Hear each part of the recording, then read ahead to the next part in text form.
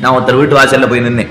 அவர்கிட்ட போய் நின்று, நீர் நிறைய பேருக்கு வேஷ்டி எல்லாம் கொடுப்பீராமே, நிறைய பேருக்கு சால்வை பொத்திருக்கிறாமே, நிறைய பேருக்கு தோடா போட்டு விட்டுருக்கிறாமே, வந்தாலே சம்பாவனை கொடுக்காத அனுப்ப மாட்டீராமே, நான் திரும்ப திரும்ப சொன்ன எல்லாருக்கும் பண்ணீரே, எனக்கு ஏன் இன்னும் பண்ணல அப்படிங்கிற அர்த்தம் தானே. இப்போ அதே போல பெருமான் முன்னாடி நின்று அண்டாதிபதியே நமஹா அண்டாதிபதியே நமஹான்னா அண்டமத்தனையும் உங்ககிட்ட இருக்கு, அதுல கொஞ்சம் எங்கிட்ட கொடுக்க கூடாதான்னு அர்த்தம். இப்ப போய் கேட்கச்சே இதை சொன்னாலே எல்லாத்துக்கும் அதிபதினா கொஞ்சம் நம்ம இடத்துல கொடுக்கணும்.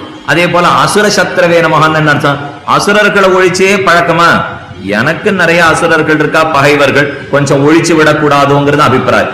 திருநாமத்தை சொன்னாலே அதன் மூலமா அவங்கிட்ட ஒண்ணு கேட்கிறோங்கிற அர்த்தம் கிடைக்கிறது இல்லையா. முதல் நாள்ல இருந்து ஈஸ்வரன் வந்திருக்கேன் கேட்க கூடாதுன்னு அதே மறந்து கூடாதீங்க.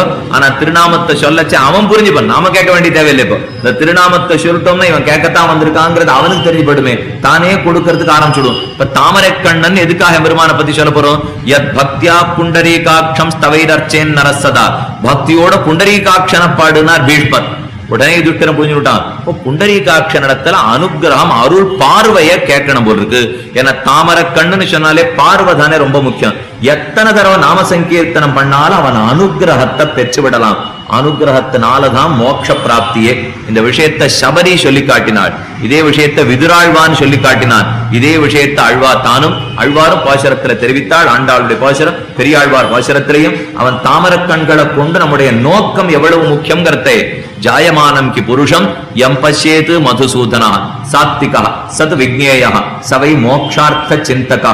யார் பிறக்கச்சே கண்ணனுடைய கண்கள் அருள் பார்வையை பிறக்கிறானோ அவனுக்கு சத்த குணம் நிறைய வளருமா, அவன் மோட்சத்தில் ஆசையோடு இருக்கான்.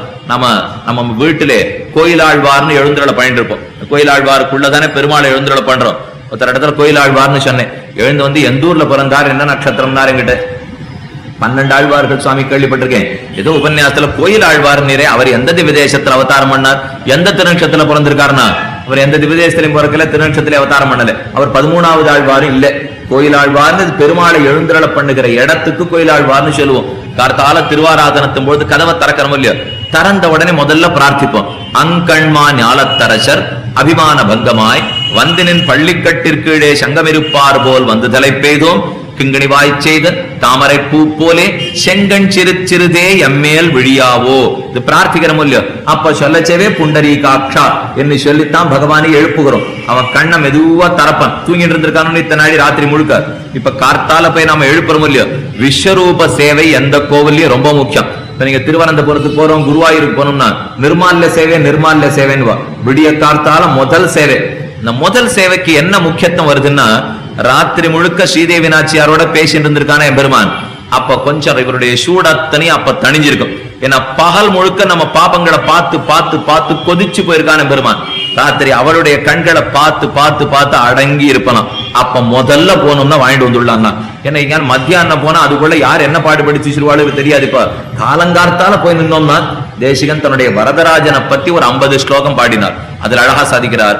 ஆனிபிருத பரிரம்பை ராகிதாம் இந்திராயா கனக வலயமுத்ரா ஆனிபிருத பரிரம்பை ராகிதாம் இந்திராயா. ஸ்ரீதேவி நாச்சியாருக்கு இந்திரான்னு திருநாம். இந்திராம் இந்து சீதலாம்னு வருது இல்லையோ. நாச்சியாருக்கே இந்திரா இல்ல, இது இந்திராங்கிறது இந்திரனுடைய பத்னிக்கு இந்திரான்னு பேர். ஸ்ரீதேவி நாச்சியாருக்கு இந்திரான்னு பேர். ஒரு அக்ஷரம் மாறித்தனா கூட அர்த்தமே மாறி போடும் சம்ஸ்கிருதத்துல. இந்திராங்கிறது இந்திரனுடைய பத்னி, அந்த பேரை இப்ப ஒத்துன்னு வச்சுக்க வேண்டாம், இந்திரான்னு வச்சுக்கோ. நல்லா ஞாபகம் வச்சுப்போம். ஏன்னா இந்திரன் பத்தினியை பத்தி நமக்கு என்ன, அவளுக்கு மோட்சம் இல்லை, எனக்கு மோட்சம் இல்லை, அதனால எந்த லாபமும் இல்லை. இப்போ இந்திராவனுடைய அனுகிரகத்தாலதான் எனக்கு மோட்சம் கிடைக்க போறதே. இந்திரன் பத்தினி எல்லாம் மிஞ்சி போனா சொர்க்கலோகம் தான் நமக்கு கிடைக்கலாம். இந்திராம் இந்து சீதலாம் என்ன அதை பத்தி சொல்றோம் இல்லையோ. இந்த ஸ்ரீதேவி நாச்சியாரை பத்தி வேதாந்த தேசிகன் அழகா சாதிக்கிறார். இது காஞ்சிபுரம் தேவப்பெருமாள் பெருந்தேவி தாயாரை பத்தி. ராத்திரி முழுக்க ஒரே படுக்கையில ராத்திரி பரியங்காசனம். பெருமாளுக்கு திருப்பள்ளி அறைன்னு சொல்லி கதவை சாத்திடுறோம் இல்லையோ. அதுக்கப்புறம் பெருமானும் பிராட்டியுமா ஏக படுக்கையில படுத்துட்டு பார்க்கலாம். அப்ப தாயார் பெருமானுடைய திருக்கழுத்து அணைச்சுன்னு இருக்கா. இதனுடைய கழுத்திலே தாயாருடைய கை இப்படி மேல போயிருக்குமா. அவன் நிறைய வளையல் சாத்திட்டு கடவுளை பெருந்தேவி தாயார். இந்த வளையல் அத்தனை இந்த இடத்துல அழுந்துமா. அப்ப காலங்கார்த்தால முதல் விஸ்வரூப சேவையிலே இந்த இடத்துல வளையல் அடையாளம் நிறைய கிடக்கும். அது தேசிகன் சாதிக்கிறார். அந்த வளையல் அடையாளத்தோட உன் கழுத்தை நான் சேவிக்கணும், அப்பதான் எனக்கு நிம்மதி. என் பாபங்களை நீ பார்க்கவே மாட்டாயின்னு. ஏன்னா உன்னை நான் தனியா வந்து சேவிச்சா என் பாபத்தை பார்த்துடுவேன். அவள் வளையல் அடையாளம் இருந்துன்னா அவ பேச்சு எடுபடுற இடம்னு தெரியறது இல்லையோ. அப்ப எனக்கு கவலையே இல்லை, என் பாபத்தை அவ பார்க்க விட மாட்டான். நீ பார்க்கிறதா இருந்தாலும் அவள் என் பாப்பத்தை பார்க்க விட மாட்டாளே என்று நாச்சியார் இடத்துல அத்தனை ஆசையோடு அனுகிரகித்தார். கனக வளைய முத்ரா, கனக வளையம்ங்கிறது கையில போட்டு இருக்கிற ஸ்வர்ண வளையல், தங்க வளையல், அந்த முத்திரை இருக்குமா இந்த இடத்துல பெருமானுக்கு, அந்த முத்திரையை நம்பித்தான் நான் இருக்கேன்னு விட்டார் சுவாமி. என்ன அதுதானே நமக்கு ஆச்சரியம். இப்ப அது மட்டும் நாச்சியார் பக்கத்தில் இல்லாத போனால் எம்பெருமான் என்னைக்கும் தண்டிக்கத்தான் தண்டிக்கிறானே தவிர சுலபத்துல நம்மால பெத்துடவே முடியாது. அதனாலே நாச்சியாரோட சேர்ந்து இருக்கிறது ரொம்ப முக்கியம். புண்டரீகாட்சத்துவத்துக்காக பார்த்து வந்த மூல்யம். புண்டரீகாட்சன் எம்பெருமான் அவனுடைய கண்ணழகு தாமர கண்கள் கொண்டு ஜாயமானம் கி புருஷம் எம் பஷ்யேத்து மதுசூதனா, என்ன அவனுடைய கண் பார்வை அவசியம் நாம் பெற்றே தீர வேண்டும். அந்த பார்வைக்காக 2-3 இடத்துல சாதிக்கிறார். முதல்ல சொன்னது சபரி. சபரியனுடைய ஆசிரமத்துக்கு ராமன் சென்றான். அவ காய்கனிகளை எல்லாம் பறித்து தானே வச்சிருக்காளோ இல்லையோ, அந்த தாமர கண்கள் கட்டாட்சத்தை சபரி பிரார்த்திக்கிறப்போ, சக்ஷுஷா தவ சௌமியேன பூதாஸ்மி ரகுநந்தன, ரகுநந்தனா உன் கண்களை கொண்டு பார்த்தாய், என்னுடைய பாபங்கள் அத்தனையும் தொலைஞ்சு படுத்து. நாம் என்ன செய்யணும்? யத் பக்தியா புண்டரீகாட்சம், புண்டரீகாட்சனை புண்டரீகாட்சனை நாம சங்கீர்த்தனம் பண்ணால் அவனுடைய கண் பார்வையாலே நம் பாபங்கள் அத்தனையும் கழிந்து விடுகின்றன. கண்கள் தரக்கச்சே விஸ்வரூபத்துல கண்ணன் எம்பெருமான பார்த்தால் சத்துவகுணம் நிறைய வளரும். சாத்விக ஸ்ரத்தையோட மோட்சத்துல இச்சப்படைத்தவனா இருப்பன். தன்னுடைய சுத்தமத்தனை ஏற்படுத்தினால் சபரிக்கு பாபம் தொலைந்தது கண்ணன் ராமன் எம்பெருமான் பார்த்தபடியாலே. இன்னொரு இடத்துல அழகா சாதித்தார். இந்த கண்ணால நீளமா எம்பெருமான் பார்த்தானாம் பல பேரு. ரிஷி பத்னிகளை பத்தி ஸ்ரீமத் பாகவதத்துல கதை சொல்லுவர். ரிஷிகள் பல பேர் யாகங்கள்லாம் பண்றதுக்கு ஆரம்பிச்சார். கண்ணனுக்கும் பலராமனுக்கு வயத்துல பசி. உடனே குழந்தைகள்லாம் போய் இந்த ரிஷிகள் இடத்துல என்னன்னா சோறு வாங்கிட்டு வாங்க சாப்பிடலாம்னா, எல்லாரும் போய் ரிஷிகள் இடத்துல கேட்டா எங்களுக்கு சாப்பாடு கொடுன்னு. அவ என்ன பண்ணிட்டா, எது உண்மையோ அதை புரிஞ்சுக்கல. சாஸ்திரமாசியம் சாஸ்திரமாசியம்னு பெருமை பேசினாலே தவிர இந்த சாஸ்திரத்தை படிச்சு அதனால பெருமான அடைய போறோம்ங்கிறத கொஞ்சம் மறந்து போயிட்டான். யாக யஜ்ஞத்துல ரொம்ப ஆசை போச்சுன்னா கர்மத்துல ஆசை வேண்டியதுதான். ஆனா கர்மத்திலேயே ஆசை படைச்சவாடா இருந்துட்டோம்னா கர்மத்தால் அடைய போற பெருமான கூட அப்பப்ப மறந்து போயிட்டாலும் போடுவோம்.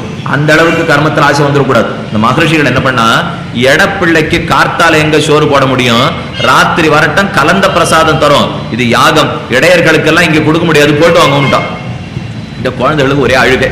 ஏன்னா வயத்துல பசியோ இல்லையோ, கண்ணன் கேட்டான் கண்டிப்பா கொடுத்துருங்கிற நம்பிக்கையில இவா வந்தா. அந்த கண்ணனுக்கே இல்லைன்னு சொல்லிட்டாளா, நேர திரும்ப போய் கண்ணன் இடத்துல அழ ஆரம்பிச்சா. ஒன்னும் சோறு கிடையாதுன்னுட்டான். கண்ணன் சரி சொன்னானா, யாச்சகனுக்கு மட்டும் மான அவமானம் கூடவே கூடாது. நம்ம பிச்சை எடுக்கிறதுக்காக போறோம் இல்லையா, அங்க போய் மான அவமானம் எல்லாம் பார்த்தா நடக்கவே நடக்காது. இந்த வீடு இல்லைன்னா அடுத்த வீடு, அடுத்த வீடு இல்லைன்னா அடுத்த வீடு, அடுத்த வீடு இல்லைன்னா அதுக்கு அடுத்த வீடு போயிட்டே இருக்கணும். 30 ஒரு நாளும் ஒருத்தர் இடத்துல போய் கேட்டுட்டே இருந்தா, கொடுத்துருன்னு. அவ மாட்டேன்னா அந்த வீட்டோட பெண் சொன்னா, நீ மாட்டேன்னு மறுத்தியானா பக்கத்து வீட்டுல பண்ணதுல இந்த வீட்டுல பண்ணிடுவேன், அதனால கொடுத்துரு அப்படின்னு பயந்து நித்தியம் சோறு போண்டே இருந்தா. 30 நாள் ஆச்சு. நித்தி இப்படியே பயப்படுத்தி அவன் சோத்தை வாங்கிட்டான். 31வது நாள் பார்த்தா என்னதான் பண்ணுவன்னு பாத்துருவோமே, இவன் என்னமோ அடுத்த வீட்டுல பண்ணதை பண்ணிடுவேன்னு சொல்றானே, என்ன பண்ணுவியோ பண்ணுன்னா. ஒண்ணுமில்லை, பெசாம போடுவேன்னு விட்டார் அவர். ஏன்னா ஒரு வீட்லயும் அவர் அதைத்தான் பண்ணிட்டு இருக்கார். இல்லேன்னு சொன்னா அடுத்த வீட்டுக்கு பெசாம போவேன், இதையே சொல்லி அவர்கிட்ட வாங்கிட்டு இருந்தாரு இல்லையா. யாச்சனுக்கு மானமும் கூடாது அவமானமும் கூடாது. கண்ணன் உடனே குழந்தைகளை பார்த்து, ரிஷிகள் இடத்துல கேட்க வேண்டாம், போய் ரிஷி பத்னிகள் இடத்துல கேடுங்க. அவ வீட்டுல மனைவிகள் இருக்காளோ இல்லையோ, போய் கேட்டு வாங்கிட்டு வாங்கோ. இவன் நேரம் அங்க போனா என்ன நடந்ததுன்னு பத்னிகள்லாம் கேட்டாலாம். உங்க பர்த்தாக்களை போய் கேட்டோம், இல்லே ராத்திரி வாங்கன்னு சொல்லிட்டா. நீங்க என்ன சொல்ல போறீங்க? ஐயோ, வேதத்தை தெரிஞ்சுண்டும் பகவான தெரிஞ்சுக்காத போயிட்டாலே. இந்த வேதத்தை சொல்லி யாகத்தை பண்ணி யார் அடைய போறோம்? அந்த கண்ணனே வந்து எனக்கு சோறு கொடுன்னு கேட்கச்சே, உனக்கு இல்ல நான் அக்னிக்கு தான் போடுவேன்னு சொல்லிட்டா பைத்தியம் தான் இந்த காரியத்தை பண்ணும். அது தெரியாத பண்ணிட்டாலே. வீட்டுல இருந்த அத்தனை பிரசாதங்களையும் கட்டினுட்டா ரிஷி பத்தினிகள்லாம். பெரிய பெரிய கலையம் மண் பாத்திரத்துல எடுத்துட்டு தோல்ல தூக்கிண்டு தலையில தூக்கிண்டு கண்ணன் இருந்த இடத்தை நோக்கி வர ஆரம்பிச்சுட்டாலும். அதுக்குள்ள கண்ணனுக்கு வயத்துல ரொம்ப பசி. அழ்வார் பாசுரத்துல சாதித்தார், நெடுநோக்கு கொள்ளும் பத்தவிலோசனத்துக்கு என்ன உய்த்திடுமேன், வேர்த்து பசித்து வயிறசைந்து வேண்டடிச்சல் உண்ணும் போது ஈதென்னு பார்த்திருந்து நெடுநோக்கு கொள்ளும் பத்தவிலோசனன்.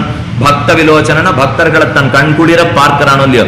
பெருமானுக்கு வயத்துல பசின்னு உடனே வேர்த்து, பசி ஜாஸ்தி ஆயிடுச்சுன்னா குழந்தைகளுக்கு கொஞ்சம் வேர்க்க ஆரம்பிச்சிடும். பசித்து பசி வயிறு அசைந்து உடம்பு நடுங்கிறதுக்கு ஆரம்பிச்சுடுத்து. பசியினாலே வேண்டடிச்சல் உண்ணும் போது இப்படி கண்ணு கவிஞ்சி படுத்தான். கண்ணு பஞ்சடைஞ்சு படும்போது ரொம்ப பசி ஆயிடுத்துனா, அதனால பஞ்சடைஞ்ச கண்களோட இப்படி வச்சு யாரானு கலையத்தை சமந்துன்னு வரானான்னு இப்படி பார்த்தானா கண்ணன்.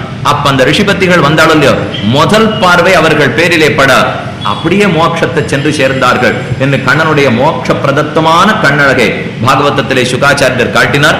அதனால புண்டரீகாட்சனுக்கு தனிச்சிறப்பு. ஆழ்வார்கள்லாம் தாமரை கண்ணன்கிற பேரை விடவே மாட்டான். சாஸ்திரம் புண்டரீகாட்சங்கிற பேரை விடவே விடாது. எம்பெருமானுடைய தாமரைங்கிறதுக்கு இருக்கிற பெருமை என்னன்னா, அந்த கண்ணனுடைய பார்வை நம் பேர்ல பட்டுதுன்னா பாபங்கள் அத்தனையும் தொலையறதுக்கு ஆரம்பிக்கிறது இல்லையோ. இதுக்கு ஜென்ம ஜாயமான கால கட்டாட்சம்னு சொல்லுவா. பிறந்த காலத்திலே எம்பெருமானுடைய கட்டாட்சம் இருக்கணும். கர்ப்பத்துல இருக்கிறச்சேவே கிடைக்கணும். இவனுக்கு கருவிலே திருவுடையவன் பேர். ஆழ்வார் ஒரு பாசுரத்துல சொன்னார், கருவிலே திருவிழாதீர் காலத்தை கழிக்கின்றீரே. கர்ப்ப ஸ்ரீமான்னு சில பேர், கர்ப்ப நிர்பாகியர்கள்னு சில பேர். கர்ப்பத்திலேயே நல்ல கட்டாட்சம் வந்துடுதுன்னா பெரியவன் ஆயிட போறான். கர்ப்பத்துல கட்டாட்சம் கிடைக்கலன்னா தாழ்ந்தவன் ஆயிட போறான். அதனால கர்ப்பத்துல கட்டாட்சம் வேணுங்கிறதுக்கு தான் யத் பக்தியா புண்டரீகாட்சம் ஸ்தவைரர்ச்சேன் நரசதா. கண்ணனுடைய கண்ணழகு நம் பேர்ல பட வேண்டும். அந்த கண்ணனுடைய அழகு பேர்ல பட்டதுன்னா பாவங்கள் தொலையும். ஆழ்வார் சாதித்தார், குளித்து 3 அலரையோம்பும் குடிகொள் அந்தனவை தன்னை ஒளித்திட்டேன் என்கணில்லை நின்கணும் 10 நல்லேன் கழிப்பதன் கொண்டு நம்பி கடல்வண்ணா கதறுகின்றேன் அழித்தன கருள் செய்கண்டாய். குளித்து 3 அனலையோம்பும் குறிகோள் அந்தனவ தன்னை ஒளித்திட்டேன். பிராமணன் இருக்க வேண்டிய நியமத்தை சொல்றார் இங்க தொண்டர்புடி ஆழ்வார். குளிக்கணும் விடாம பிராமணன் பிராத்த சந்தியாவந்தனத்துக்கு குளிக்கணும். இஜ்யாராதனம் உபாதானம், அபிகமனம் உபாதானம் இஜ்யாராதனம், அதுக்கு தீர்த்தமாடணும். மாத்தியானிகத்துக்கு ஸ்நானம் பண்ணணும். சாயம் சந்தியாவந்தனத்துக்கு ஸ்நானம் பண்ணணும். அப்புறம் 3 அக்னி வச்சு நம்ம எப்பவுமே பண்ணிட்டே இருக்கணும். குளித்து 3 அனலையோம்பும் 3 அக்னிகளை விடாம காரியம் பண்றான பிராமணன். குறிகோள் அந்தனவ தன்னை ஒளித்திட்டேன். பிராமணத்தை மறந்தே போயிட்டேன். ஒரு நாள் நான் இருந்ததே இல்லை. பிராமணன் தன்னை 3 வேளை சந்தியாவந்தனம் விட்டா பிராமணனுமே போடு முடித்து சாஸ்திரம். அடிய 30 வேளையை பத்தி சொல்லல, 3 நாளை பத்தியும் சொல்லல. 3 வேளை சந்தியாவந்தனம் விட்டோம்னா பிராமணனை திரும்ப வர்றதுக்குள்ள போரும் ஆயிடும். காணாமல் கோணாமல் கண்டுன்னு சொல்லுவா. காணாமல் சந்தியாவந்தனம் கார்த்தால வேலை பண்ணணும், சூரியனை பார்க்காமலே. கோணாமல்னா உச்சியில இருக்கச்சே மாத்தியானிக்கு பண்ணணும். கண்டுன்னா சூரியனை பார்த்துட்டே சாயம் சந்தியா பண்ணணும். அஸ்தமிக்கிறதுக்கு முன்னாடி சாயங்காலம், உதயமாறத்துக்கு முன்னாடி பிராத்த சந்தியா, உச்சியில இருக்கச்சே மாத்தியானிகம். இந்த ஒரு இடத்துல சொல்லிட்டேன். ஒருத்தர் கடன் பொறிச்சே எழுந்து சொல்லிட்டு போனார், அடியேன் அப்படித்தான் பண்றேன், ஆனா முதல்ல சொன்னதை கடைசியில வச்சுக்கும், கடைசியில சொன்னதை முதல்ல வச்சுக்கும்னார். காணாமல் கோணாமல் கண்டுன்னா நான் என்னைக்கு சுவாமி கால வேளைங்கிறது எனக்கு என்னன்னு தெரியுமா? சூரியன் உதித்து கிரணம் பட்டு சூடி ஏறினா தான் எனக்கு முழிப்பே வரும். நீர் என்னமோ முன்னாடி எழுந்து சந்தியாவந்தனம் பண்ணணும்னு சொன்னீங்கன்னா அது நடக்க போறதே கிடையாது. அதனால நன்னா சூரியனை பார்த்துட்டே தான் கால வேலை. ராத்திரி வேளையில என்ன அடியே ஓடி ஆடி எல்லா வேலையும் முடிச்சுன்னு வீட்டுக்கு வரச்சே 9:30 ஆறுது. என்னமோ கண்டு சந்தியாவந்தனம்னா காணாமத்தான் சந்தியாவந்தனம் ராத்திரி வேளையில். காணாமல் கோணாமல் கண்டுங்கிறத மாத்தி பண்ண ஆரம்பிக்கிற இல்லையோ. இந்த பிராமணியம் கூட நம்ம இடத்துல இல்லை. 3 அனலை ஓம்புகிற பிராமணியம் இல்லை, கர்மயோகம் இல்லைன்னு அர்த்தம். அடுத்து சொன்னார், குளித்து 3 அனலை ஓம்பும் குறிக்கோள் அந்தனமே அந்த ஒளித்திட்டேன். என்கணில்லை நின்கணும் 10 நல்லேன். ஞான யோகமும் என்னிடத்திலே இல்லை, பக்தி யோகமும் என்னிடத்திலே இல்லை. கர்மயோகம் ஞான யோகம் பக்தி யோகம் 3 இல்லைன்னு விட்டார். எம்பெருமான் உடனே சொன்னா, எப்ப இது 3 இல்லையோ எங்கிட்டையும் கொடுக்கறதுக்கு ஒண்ணும் இல்லையே, போயிட்டு வரமுட்டான். நீரேதான கொடுத்தானே நான் திரும்ப கொடுக்க முடியும், நானும் கொடுக்க மாட்டேன் நான் எம்பெருமான். ஆழ்வார் பதில் சொன்னார், எங்கிட்ட ஒண்ணுமில்லைன்னு சொன்னேனே தவிர உங்கிட்ட ஒண்ணுமில்லைன்னு நான் இன்னும் சொல்லலையே. எல்லாமே உன்னிடத்துல இருக்கும் இல்லையோ. குறிகோள் அந்தனவன் ஒளித்திட்டேன் என்கணில்லை நின்கணும் 10 நல்லேன் கழிப்பதென் கொண்டு நம்பி கடல் வண்ணா கதறுகின்றேன். நாம சங்கீர்த்தனத்தை அழகாழ்வார் காட்டினார். ஒன்னே ஒண்ணுதான் என்கிட்ட இருக்கிறது, கதறுதல் ஒண்ணுதான். என்ன சொல்லி கதறுவீர்னா, ஸ்ரீவல்லவேதி வரதேதி தயாவரேதி. விடாம உன் திருநாமத்தை மட்டும் சொல்லி கதறுவேன். இந்த கதறத்துக்காக கொடுக்கறதுன்னா கொடு, மற்றபடி கர்மயோகமோ ஞான யோகமோ பக்தி யோகமோ ஒண்ணுமே நம்ம இடத்திலே கிடையாது. என்ன தாமரக்கண்ணனை பத்தி ஆழ்வார்கள் கதறியே தான். ஜிதந்தே ஸ்தோத்திரம்ங்கிறது வேதம், வேதத்திலே ஒரு கண்டம். வேத கண்டம்னா வேதத்திலேருந்து பிரிச்சு தனியா ஸ்தோத்திரங்கள் பண்ணிருப்பா. அதுல ஜிதந்தே ஸ்தோத்திரம்ங்கிறது முக்கியமான ஸ்தோத்திரம். இந்த ஸ்லோகம் நீங்க பல பேர் கேள்விப்பட்டிருக்கலாம். திருவாராதன நித்தியப்படி பூஜையை முடிக்கிற இல்லையோ, அப்ப கடைசியில இதைத்தான் சொல்லி முடிப்பார். உபச்சாராபதேசேன கிருத்தான் அகரஹன்மயா அபச்சாரான் இமான் சர்வான் க்ஷமஸ்வ புருஷோத்தமா. உமக்கு உபச்சாரம் பண்ணணும்னு ஆரம்பிச்சேன், அது அத்தனை அபச்சாரமாவே முடிஞ்சு படுது. உமக்கு 16 உபச்சாரம் பண்ணலாம் நினைச்சேன், அது 32 அபச்சாரமா முடிஞ்சு படுத்து. கடைசியிலே க்ஷமஸ்வா, என்ன மன்னிச்சுடு. யார் திருவாராதனை பண்ணாலும் கடைசியில் இதைத்தான் சொல்லி திருவாராதனத்தை முடிக்கணும். ஏன்னா அவனுக்கு தப்பு இல்லாம நம்மால பண்ணவே முடியாது. ஒரு திருவாராதனத்தை தவறில்லாம செய்யணும்னா ராமானுஜர் காலத்துல ஆராதனை பண்ணிருக்கலாம், அவர் பண்ணிருக்கலாம். இது நம்போல்வாரால செய்ய முடியாது. இந்த ஜிதந்தே ஸ்லோகத்துல கடைசியில சொல்லும், உபச்சாராபதேசேன கிருத்தான ஹரஹன்மயா. நித்திய உபச்சாரம்னு பேர் வச்சுட்டு உனக்கு அபச்சாரம் பண்ணிட்டே க்ஷமஸ்வ, என்ன மன்னித்து விடுன்னு சொல்றோம் இல்லையோ. அதைத்தான் முதல்ல ஸ்லோகம் ஆரம்பிக்கும். ஜிதந்தே புண்டரீகாட்ச நமஸ்தே விஸ்வபாவன. ஹே விஸ்வபாவன, உனக்கு நமஸ்காரம். புண்டரீகாட்ச, நீ தாமர கண்களை கொண்டே ஜெயிச்சுட்டாய்னு சொல்லித்து சாத்திரம். ஏன்னா இந்த தாமர கண்களை காட்டி நம்மை அவன் பக்கத்திலே ஈர்க்கிறானாம் எம்பெருமான். அழ்வார் அழகா சாதித்தார், தூதுசை கண்கள், கண்களிடத்திலேந்து தூது வரும். பிள்ளை பெருமாள் ஐயங்கார் சுவாமின்னு ஒரு பெரிய வித்வான், திவ்ய கவின்னு அவருக்கு பேர். தமிழ்ல ஆருக்கா நீங்க ரொம்ப ஆர்வலர்கள் இருந்தால் பிள்ளை பெருமாள் ஐயங்காருடைய பாசுரத்தை சேவிச்சு பார்க்கலாம். நிஜமாவே நமக்கு ஒரு சவாலா இருக்கும். இந்த வாசி பார்த்தோம்னா தெரியும் அந்த தமிழை எவ்வளவு ஆழ்ந்த புலமையோட பிள்ளை பெருமாள் ஐயங்கார் சுவாமி பாடியிருக்காருங்கிறது. அதனாலதான் திரும்ப சொல்றேன், அன்னிலேருந்து இவர்கள் வளர்த்தது தமிழ். யாரோ நமக்கு வளர்த்து கொடுக்க வேண்டிய தேவையே கிடையாது. அஷ்டப்பிரபந்தம்னு பாடியிருக்கார். அந்த 8 பிரபந்தத்தை எடுத்து பார்த்தோம்னா என்ன ஆழ்ந்த தமிழ் புலமை. அதுல ஒரே ஒரு பாசுரம், பலகான பாசுரம், கண்களுடைய அழகுக்காக ஏற்பட்ட பாசுரம். அதை மட்டும் சொல்றேன். கரபுரண்டோடிடும் காவிரி ஆரே, ஆற்றிடை கிடப்பதோர் ஐந்தலை அறவே, அவ்வரவம் சுமப்பதோர் அஞ்சன மலையே, அம்மலை பூத்ததோர் அரவிந்த வனமே, அரவிந்த மலர்தோறும் அதிசயம் உலகே. ஒரே பாட்டு. இதுல என்ன சொல்றார், கரைபுரண்டோடிடும் காவிரி ஆரே. கண்டிப்பா இன்னைக்கு நினைச்சு அவர் பாடல, அவர் தன்னாள்ல பாடியிருக்காருன்னு நினைக்கிறேன். இல்லைன்னா கரைபுரண்டோடிடும் காவிரி ஆறுன்னா சுவாமி இல்லையே, முதல்ல நாம ஆரம்பிப்போம். அவர் இருந்த காலத்துல இருந்திருக்கும், விட்டுவிட வேண்டியதான். என்ன இன்னைக்கு இருக்கிறத நினைச்சிருந்தா இவெல்லாம் பிறந்திருக்கவே மாட்டா, பாடியிருக்கவே மாட்டான். நல்லவேளை அவள்லாம் அன்னைக்கே போயிட்டது நல்லது. இன்னைக்கு இல்லாத வரைக்கும் க்ஷேமம்னு தான் நாம வச்சுக்கணுமே தவிர, கரைபுரண்டோடிடும் காவிரி ஆறு. இந்த காவிரி ஆற்றுக்கு 2 பக்கமும் கரை புரண்டு ஓடுகிறதாம். இந்த ஆழ்வாரே தானும் சபிச்சிருக்கார். இந்த காவிரினால எந்தெந்த நிலம்லாம் பாசனப்படுறதோ மக்கள் இருக்காளோ அவர்கள் அத்தனை பேரும் துன்பப்படட்டும்னு ஏற்கனவே ஒருத்தருடைய சாபம் எல்லாம் இருந்ததா கூட சொல்லுவார்கள். அகஸ்தியர் இந்த காவிரி ஆற்றத்தான ஒரு குடத்துக்குள்ள அடைச்சு வச்சிருந்தார். அந்த குடத்து நீர் அவருக்கே தெரியாது இருக்கச்சே ஓடுறதுக்கு ஆரம்பிச்சது. இந்த காவிரிக்கு இவ்வளவு தூரம் அகங்காரமானு சபித்தார்னு அன்னைக்கு சரித்திரம் உண்டு. அன்னைக்கு சரித்திரம் இன்னைக்கு உண்மையாண்டு வருதோ என்னமோ தெரியாது. இப்போ ஏன்னா இந்த காவிரி எங்கெங்க ஓடுமோ அதெல்லாம் பஞ்சத்துல ஆடும்னு அன்னைக்கே சொல்லிவித்தார். அன்னைக்கு சொன்னார் பிள்ளை ஐயங்கார் சுவாமி, திவ்ய கவி சுவாமி, கரைபுரண்டோடிடும் காவிரி ஆறு. 2 பக்கமும் காவிரி ஆறு ஓடுறது. நடுவுல ஸ்ரீரங்க கஷேத்திரம் இல்லையோ, மத்தியே கவேர துகிதுஹு முதிதாந்தராத்மா, வடதிருக்காவேரி தென்திருக்காவேரி, இந்த 2 மாலையா போகும். நடுவுல பெரிய பெருமான் ரங்கநாதனுடைய சயனம். கரைபுரண்டோடிடும் காவிரி ஆறு. ஆற்றடை கிடப்பதோர் ஐந்தலை அறவே. இந்த 2 ஆற்றுக்கு நடுவில் எது கிடக்கிறது? 5 தலை பெரிய ஆதிசேஷன் திருவனந்தாழ்வான் கிடக்கிறாரா? அதுக்குள்ளதானே ரங்கநாதன் சேனிச்சிருக்கார். ஆற்றடை கிடப்பதோர் ஐந்தலை அறவே. அதுக்கு அடுத்தது அவ்வரவம் சுமப்பதோர் அஞ்சன மலையே. அந்த பாம்பு எதை சுமந்துட்டு இருக்கு தெரியுமா? என் மடியிலே அஞ்சன மலை. அஞ்சனம்னா கருப்பு மை. மையே ஒரு மலை ஆயிடுத்துன்னா எப்படி இருக்குமோ அப்படித்தானே பெரிய பெருமாள் சேவை சாதிக்கிறார். ஏன்னா கருத்த திருமேனிகள் பெரிய பெருமாளுக்கு. அவ்வரவம் சுமப்பதோர் அஞ்சன மலையே. சரி, அந்த மலைனா மலையில பூ பூக்கும் இல்லையோ, மலையில காடு இருக்கும் இல்லையோ. இப்ப மலைன்னு சொல்லிட்டார் பெரிய பெருமாளை பத்தி. அம்மலை பூத்ததோர் அரவிந்த வனமே. அந்த மலையான பெரிய பெருமாள் ரங்கநாதன் ஒரு தாமரை பூ காடு பூத்துட்டான். அப்படியா? எங்கெங்க தாமரை பூ இருக்குன்னு கேட்டார். அரவிந்த மலர்தோறும் அதிசயம் உலகே. 2 திருவடி 2 தாமரை, 2 திருக்கைகள் 2 தாமரை, ஒரு நாபி கமலம் ஒரு தாமரை, ஒரு திருமார்பு தாமரை, கழுத்து தாமரை, வாய் தாமரை, கண்கள் 2 தாமரை, 10 தாமரை வச்சுங்களேன். அரவிந்த மலர் ஓரொரு தாமரையிலையும் ஓரொரு வைபவம். இந்த ஒரு தாமரைக்கு ஏத்தம் சொல்ல ஆரம்பிச்சார் பிள்ளை பெருமாள் ஐயங்கார் சுவாமி. வலது திருவடிக்கு ஏத்தம் கீழ் உலகத்தை எல்லாம் அளந்தது, இடது திருவடிக்கு ஏத்தம் மேல் உலகத்தை எல்லாம் அடர்ந்தது. திருவடியை சேவித்தாலே பாத சேவனம் பாப விமோச்சனம்னு சொல்றோம் இல்லையோ. எம்பெருமானுடைய உயர்ந்த அங்கம் திருவடி. அதை சேவித்தா தான் நமக்கு பாப விமோச்சனமே கிடைக்கிறதாம். அந்த திருவடியை பத்தி தான் பாசுரமும் பாடுறோம், நாம சங்கீர்த்தனம் பண்றோம். 2 திருவடிக்கு ஏத்தம் சொன்னார். கைகளுக்கு என்ன ஏத்தம்? வலது கையாலே அபயம், கவலைப்படாதேன்னு பார்த்து சொல்றானா. இந்த கைக்கு ஏத்தம். இடது கைக்கு என்ன ஏத்தம்னா வில்ல பிடிக்கிறதே இடது கை தானே. அபயம்னு சொல்லிட்டேன். உனக்கு பயம் வந்ததுன்னா கவலைப்படாதே, வில்ல பிடிக்கிறதுக்கு நான் இருக்கேன். என் இந்த திருக்கையால சொல்லணுமா? இடது திருக்கைக்கு ஏத்தம். நாபி கமலத்துக்கு ஏத்தம். இங்கதானே பூவில் 4 முகனை படைத்த தேவன். யோ பிரம்மாணம் விததாதி பூர்வம் யோவை வேதாந்த பிரகணோதி தஸ்மை தம்கதேவம் ஆத்ம புத்தி பிரகாசம் முமுட்சுர்வை சரணமகம் பிரபத்தே. என்று பிரமனையே படைத்தது உந்தி தாமரையில தானே. தாமரைக்கு அழகுன்னு சொல்லிட்டார். அப்புறம் இருக்கவே இருக்கு திருமார்பு தாமரை. நாச்சியாருக்கு பீட்டமே திருமார்பு தான். ஒரு ஸ்ரீதேவி நாச்சியார் உட்கார்ற இடம்னா என்ன சாமான்யமான இடமா?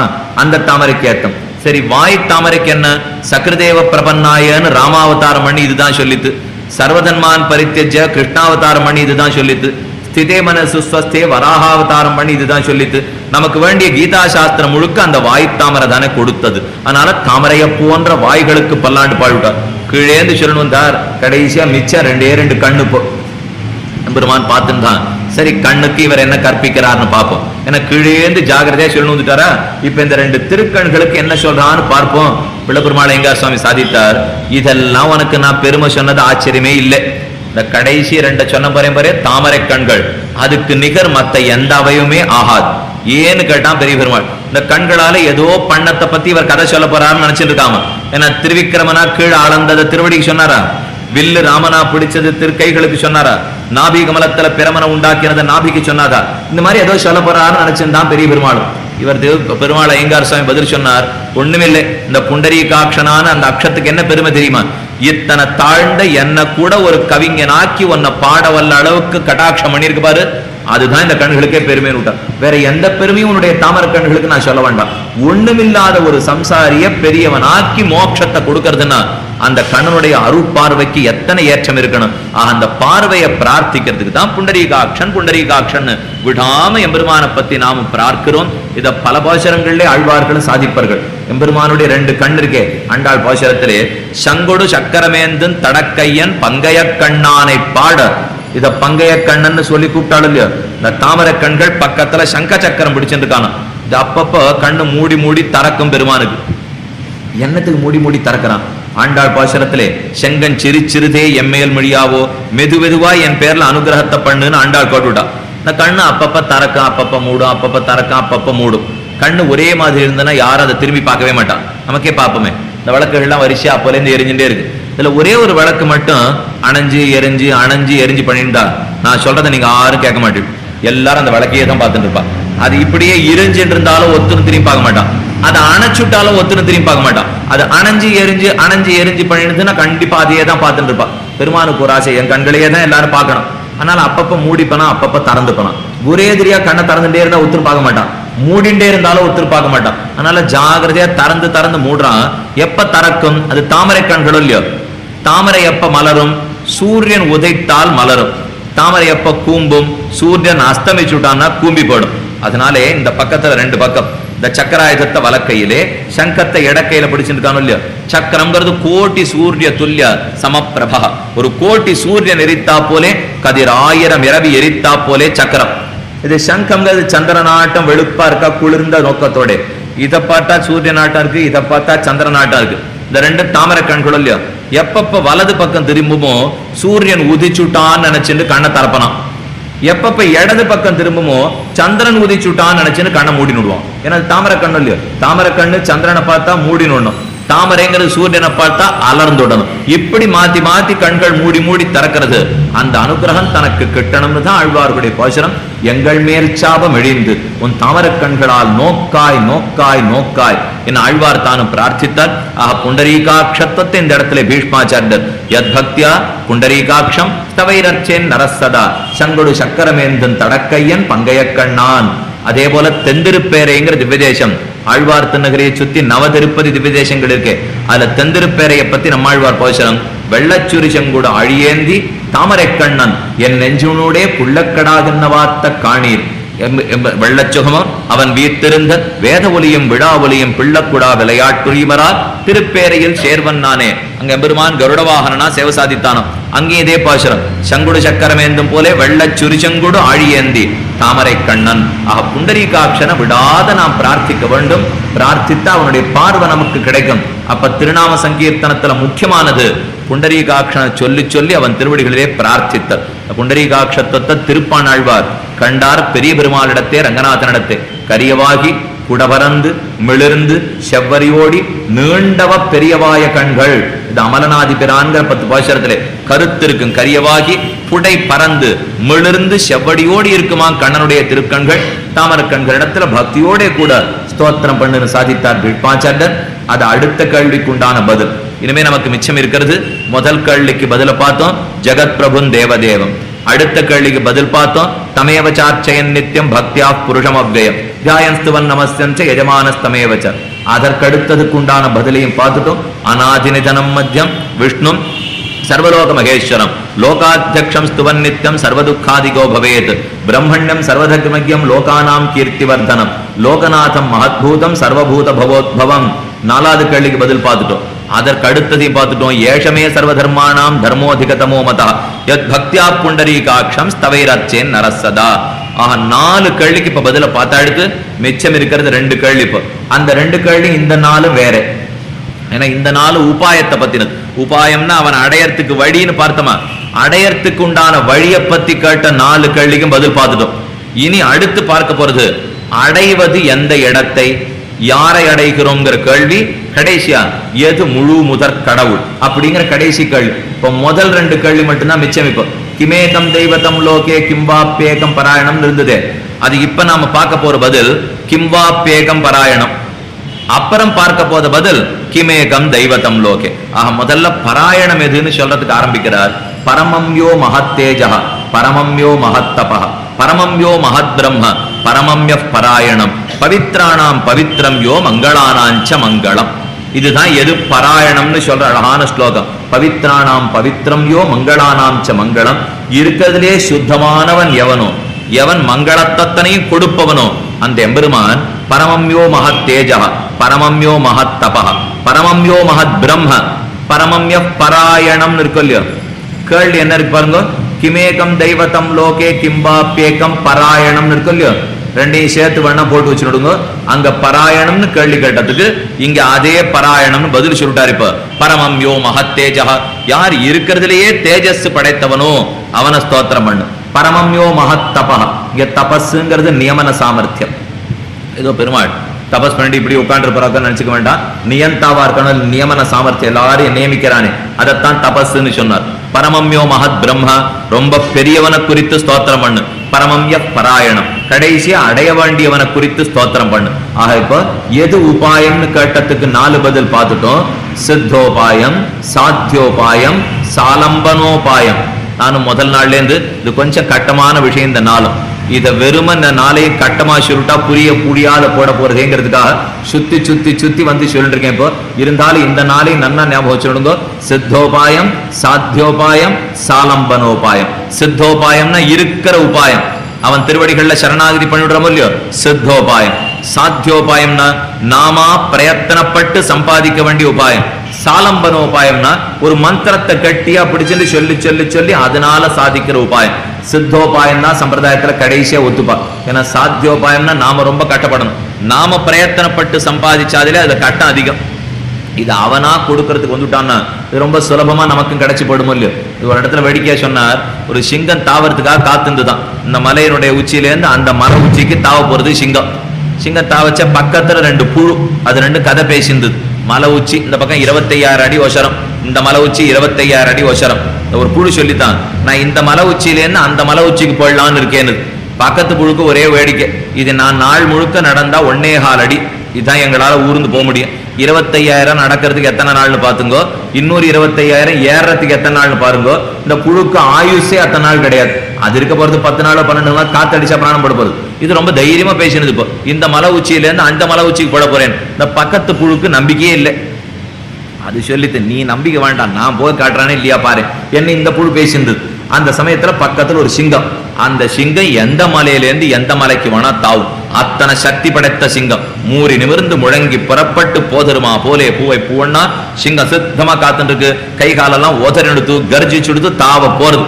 இந்த புழு ரொம்ப சாமர்த்தியக்கார புழு. தினை பேசிந்து சொல்லி நான் இங்கே அங்க போட போறேன்னு அந்த புழு என்ன பண்ணிட்டு சிங்கம் தாவர சமயம் பார்த்து அது காலில் ஏறி உட்காந்துட்டு உட்காந்துதா. 2வது நிமிஷம் அந்த மலை உச்சிக்கு போய் சேர்ந்துடுது. மலை உச்சியில இறங்கிட்டு அங்கேருந்து இது பார்த்து கட்டுது. சொன்னேன் பத்தியா, நான் சுலபமா அங்கேருந்து இங்க வந்துருவேன்னு. நீ தானே முடியாது முடியாதுன்னு சொன்னேன், நீ ஏன் முடியாதுன்னு சொன்னேன்னு கேட்டது. அப்பதான் இந்த புழு புரிஞ்சிருந்தது. இப்போ சாத்தியோபாயத்துக்கும் சித்தோபாயத்துக்கும் வித்தியாசம் இருக்குன்னு தெரிஞ்சிருந்தது. இப்ப சாத்தியோபாயம் தெரியுமா, நானே அங்கேருந்து இறங்கி மறுபடியும் இவ்வளவு தூரம் ஏறினேன்னா என்னால சாத்தியமான உபாயம். சித்தோபாயம் எது, ஒரு காலை கட்டியா பிடிச்சுன்னா இக்கரையில அக்கறைக்கு போயிட்டணும் இல்லையோ, அது சித்தோபாயம். இந்த சாத்தியோபாயம்ங்கிறது அவ்வளவு கட்டப்படணும். இது நாம் பண்ணி பிரயத்தனப்பட்டு அடையணும். சித்தோபாயங்கிற சரணாகதி எப்படி தெரியுமா, இந்த சிங்கத்தின் காலில் பிடிச்சினா மாதிரி நம்மளோட நரசிம்மத்தினுடைய காலை பிடிச்சனோடும். அங்கேயும் ஒரு சிங்கம் இங்கேயும் ஒரு சிங்கம். ஆக நரசிம்மமோ ராகவ சிம்மமோ யாதவ சிம்மமோ அவன் திருவடிகளை பத்துட்டோம்னா தாண்டி தொல்லியோ சம்சாரம்ங்கிற கடலை அது தாண்டி வச்சிரும். சிங்கம் எப்படி இக்கரையில இருந்து அக்கறைக்கு தாண்டித்தோ அதே போல சம்சாரம்ங்கிற கடலை தாண்டி வைக்கிறது இல்லையோ அது சித்தோபாயம். சித்தோபாயம் என்னைக்கு சுலபமா இருக்கும், சாத்தியோபாயம் இன்னைக்கு கட்டமா இருக்கும். ஆனா பீஷ்மாச்சாரியர் எல்லா வழியும் சொல்லி கொடுத்துட்டார். ஏன்னா க்ஷத்ரியனுக்கு எதுல ஆசை வரும்னு இப்ப தெரியாது. சித்தோபாயத்திலே வேலை ரொம்ப குறைச்சல். ஆனா சித்தோபாயத்துல என்ன வேணும் தெரியுமா?